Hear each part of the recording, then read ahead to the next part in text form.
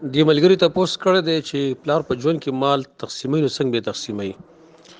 جواب دارې چې کله یو پلار په خپل ژوند باندې په بچو مال تقسیمي نو په دې کې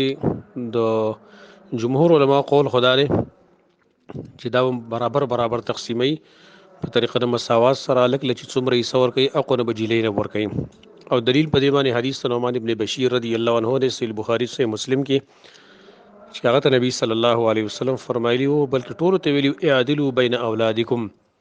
تاسو انصاف کوئ په مابین د خپلو بچو کې او د دې حدیث سبب اصل کې داو چې نعمان ابن بشیر ته خپل پلار سیسا د زمکې نو د مال نور کړی و یو باغ ول ور کړو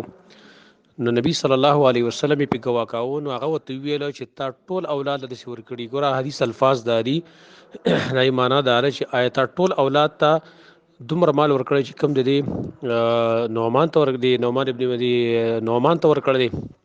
هغه ورته نه هغه ورته انی لا اشهد ولا جور ز په ظلم باندې کوي نه کوم اشهد له هذا غیر بل سپی کوا کول اعدلوا بین اولادکم نو د دې حدیث معلومه شو چې الک او جنې ته یو شانی سمې لاویږي په ژوند باندې ځکه دا میراث طریقه ده هبه ده په دې کې دوی مرای غد امام احمد دا غو چې دا به د میراث په طریقه باندې تقسیمیږي چې څنګه د مرګ نه بعد الک لا دوی سری جنې له یوې سره نو د قرنګ په ژوند باندې مالک له بدوي سي جنې له یوې سي لیکن بدی قول باندې موږ څه خاص صریح دلیل هغه معلوم نه دی لہذا راجح والقول له چې کله په ژوند باندې پلار اغرا لګي په بچو باندې مال تقسیمي نو په طریقه د مساوات سره برابرۍ باندې به تقسیمي الک لږی څومره ورکه کو نه به جنې له ورکه